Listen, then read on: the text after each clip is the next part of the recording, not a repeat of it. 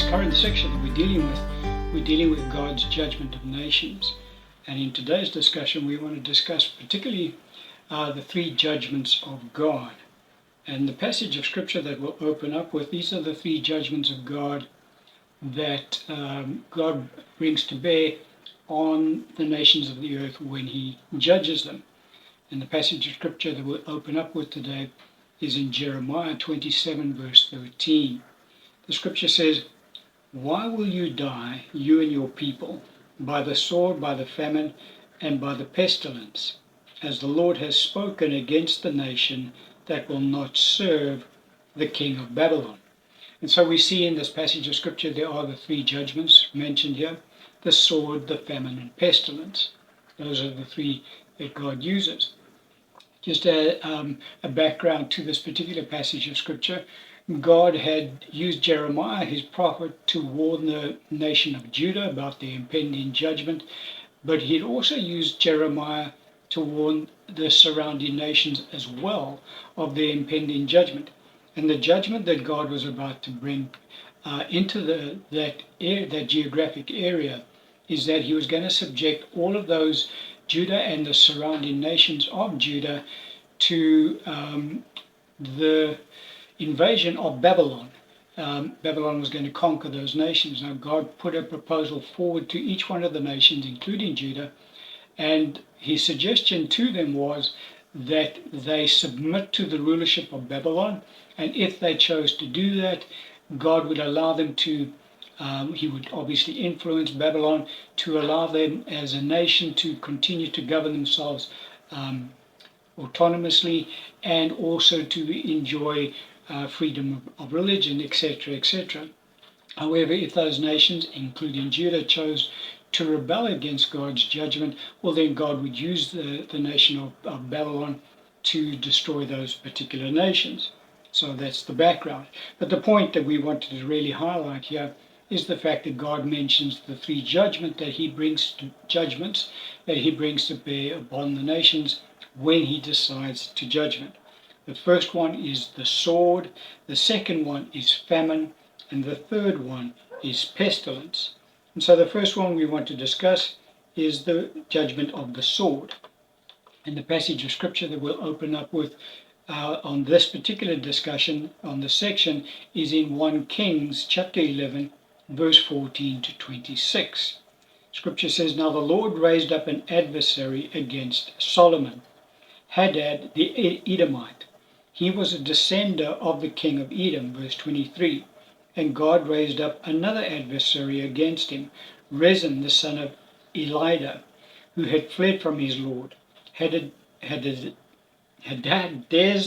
king of Zorba. So he gathered men to him and became a captain over a band of raiders when David killed those of Zorba.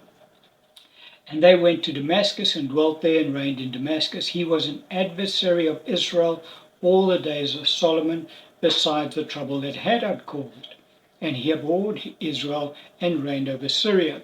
Then Solomon's servant Jeroboam, the son of Nebat, an Ephraimite from Zerida, whose mother's name was Ruah, a widow, also rebelled against the king." And so we see that war is one of the instruments that God uses to bring judgment on a nation. Now, normally what transpires is the wars occur from nations from outside the borders of the nation about to be judged. Those surrounding nations God uses to invade and conquer the nation. However, as we see in this passage over here, quite often God also raises up rebellion from within the nation. And we see this in this passage, that God raised up three rebels within the nation of Israel to rebel against Solomon. Now, the reason God did that was because Solomon was deviating from serving the Lord. He had been led astray by all of his foreign wives and was beginning to serve foreign idols. And so God was slowly starting to pronounce judgment on the nation of Judah because of the practices of Solomon. And so we see that God raised up these three rebels, which obviously was a thorn in the flesh to Solomon, all of his reign, but obviously it impacted on the nation as well. And so we see that God uses the sword as one of his instruments of judgment in a nation. When the nation reaches their level of wickedness, that God deems now, all right, enough's enough. I'm now going to begin to judge the nation. And so wherever we see a nation going through wars, we can obviously determine, all right, that nation is now experiencing the judgment of God. And God also moves that criteria out to include nations of the world. And so when you find that the whole world is starting to get out of hand, become a little bit more wicked than what they ought to be, God then causes global wars to break out, such as the First World War, the Second World War. In those instances, what God was doing is that he was judging all of the nations on the earth at that time, because nearly every nation was involved in those wars. Not every nation, obviously, but quite a lot of them were. And just as an aside, the collective West at this point in time is going down that path. They are getting closer and closer to the point where they will be judged by God with pretty much a global conflict. And it looks like God has decided that's what's going to happen. They're refusing to repent, and so they're more and more antagonizing two nuclear superpowers, Russia and China, to the point where open conflict will break out. Or obviously it's already broken out in Eastern Europe, in Ukraine, but that conflict will spread, and we will see that the various nations, collective West by and large, will be judged. God will use, just like God used Babylon to judge the nations in the Middle East at the time of Jeremiah's prophecy, so it is that God will use, sad to say, but he'll use them, Russia and China to judge the collective West. And I'm not going to get enough said on that particular point. The next judgment that God uses to judge the nations of the earth is famine. And the passage of scripture we'll look at on this particular topic is Ezekiel chapter 14, verse 12 to 13. Scripture says, "The word of the Lord came again to me, saying, Son of man, when a land sins against me by persistent unfaithfulness, I will stretch out my hand against it. I will cut off its supply of bread, send famine on it, and cut off man and beast from it." And so here God is saying, guys, when you push me far enough, he says, when a land sins against me by persistent unfaithfulness. And we've discussed that already in the series thus far. What nations do. They tend to go down a path that God warns them, don't do this. They continue down that path, and God eventually gets to the point where he stretches out his hand against the nation. Now, one of the judgments that he brings to bear upon the nation when he judges them is famine. We tend to think of famine as drought and a lack of food, but it also incorporates all of the economy of a nation. So when you see a nation's economy going into decline, into recession, or into depression, or even economic collapse, well, that is the judgment of God coming to being brought to bear on that nation for their wickedness and their refusal to repent of their wickedness. And God also uses that judgment on a global scale as well. And so we do, from time to time, see economic devastation taking place on a global scale in the earth. One of the examples we can mention is the Great Depression, which took place in the early 30s, which incorporated and affected nearly every nation on the earth. So God uses that avenue as well. And then the final judgment that I want to talk about today is the judgment of pestilence. And the passage of scripture we'll look at on this particular issue is in 2 Samuel 24, verse 12 to 15. Scripture says, "Go and tell David, thus says the Lord, I offer you 3 things. Choose one of them for yourself, that I may do it to you." So Gad came to David and told him, and he said to him, "Shall 7 years of famine come to you in your land, or shall you flee 3 months before your enemies while they pursue you?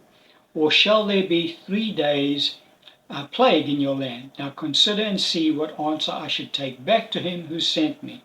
And David said to Gad, I am in great distress. Please let us fall into the hand of the Lord, for his mercies are great, but do not let me fall into the hand of man. So the Lord sent a plague upon Israel from the morning until the appointed time, from Dan to Beersheba, 70,000 men of the people died. And so in this passage of scripture we see very clearly the three forms of judgment that God brings to bear. He mentions all three in this passage. He talks about famine, he talks about war, and he talks about the plague.